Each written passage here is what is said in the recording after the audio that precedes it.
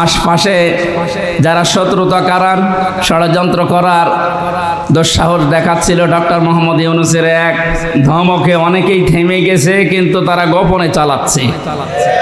তাদের তো পেছনে ভয় আছে সেভেন সিস্টার, যদি একবার ভেঙে যায়।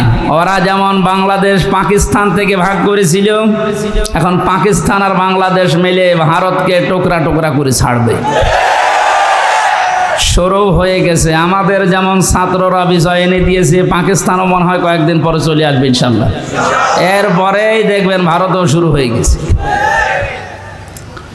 কোরআনের কথা শুনতে এসেছি, আমরা তাফসীর আকারে কথা বলবো। ওখানে লেখা আছে তাই যে আল্লাহ আমাদেরকে কঠিন মুহূর্ত চলছে, যেহেতু বাংলাদেশে কত মানুষ পানির নিচে, কত মানুষ বিনা কারণে অকারণে এই জেলখানায় পচতেছে।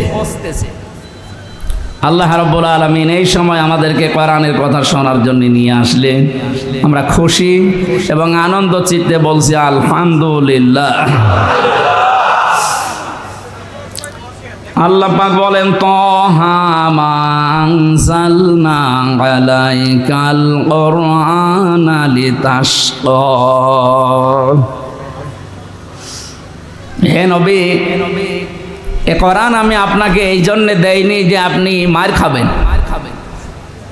এ কোরআন এই জন্যে দেয়নি যে অন্য দেশের মানুষ আপনাকে পানি দিয়ে ডুবিয়ে মেরে ফেলবে না। লিতাশকার ব্যাখ্যায় আধুনিকভাবে যদি বলা যায়, দুঃখ কষ্ট সহ্য করার জন্যে, হুমকি ধমকি খাওয়ার জন্যে কোরআন আমি দেইনি। কোরআন দিয়েছি আপনি সবার উপরে থাকবেন।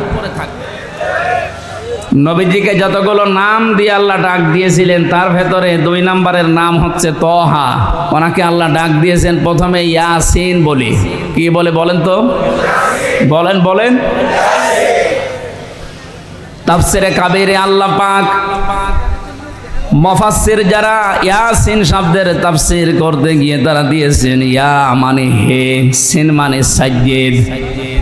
সাজ্জেদের ব্যাখ্যা করতে গিয়ে আল্লামা ফখরুদ্দীন রাজি রহমতুল্লাহ আলাইহি উনি 5টা বিষয় সামনে নিয়ে এসেছেন। মুফাসসির বলেন, সিন মানে আল্লাহ বুঝিয়েছেন সাজ্জেদুল আলামিন, সিন মানে সাজ্জেদুল বাশার, সিন মানে সাজ্জেদুল কাউনাইন, সিন মানে সাজ্জেদুল আম্বিয়া, সিন মানে সাজ্জেদুল মুরসালিন। প্রতিটি শব্দের ব্যাখ্যা করতে গিয়ে আমরা দেখেছি, মুফাসসিরের কথা বলছি, উনি জানিয়েছেন সাজ্জেদুল আলামিন মানে শুধুমাত্র বাংলাদেশ না, শুধুমাত্র এই পৃথিবী না, এই 228টা রাষ্ট্র নিয়ে দুনিয়া গঠিত এখন। এর বাইরে যত জগৎ আল্লাহ বানিয়েছে, যত জায়গায় মানুষ যেতে পারে, যেমন চাঁদে যাচ্ছে, মঙ্গলে যাচ্ছে, যত জায়গায় যেতে পারে, ওখানেও যদি কেউ বসবাস করা আরম্ভ করে, সেখানেও তাকে মুহাম্মদুর রাসূলুল্লাহকে নেতা মানা লাগবে। কারণ আল্লাহর ঘোষণা দেওয়া নেতা এ দুনিয়ায় একজনই, ইয়াসিন। হে নেতা, পৃথিবীর অন্য কাউকে আল্লাহ এ শব্দ দিয়ে ডাকেননি হে নেতা, না, শুধুমাত্র মুহাম্মদুর রাসূলুল্লাহকে আল্লাহ ইন্ডিকেট করেছেন।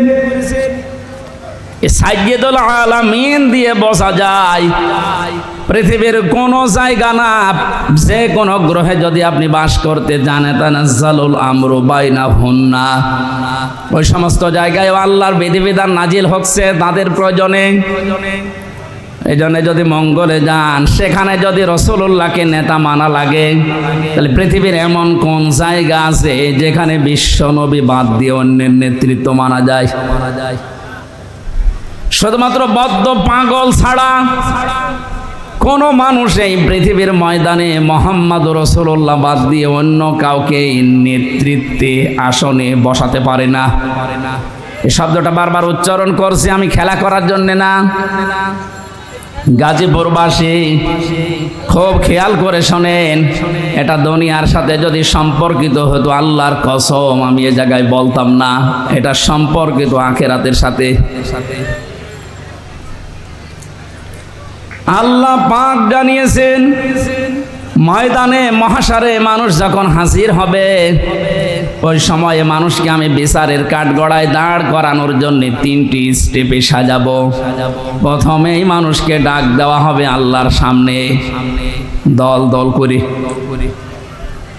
কোরআনে কারিম জানাচ্ছে অকুল্লুহুম আতিহি ইয়াউমাল কিয়ামাতি ফারদা। সূরা মারইয়ামের 95 নম্বর আয়াত। আল্লাহ পাক বলেন কিয়ামতে প্রতিটি মানুষকে আমি আল্লাহর সামনে দাঁড় করাবো, স্রেফ একা একা। কয়জন করি?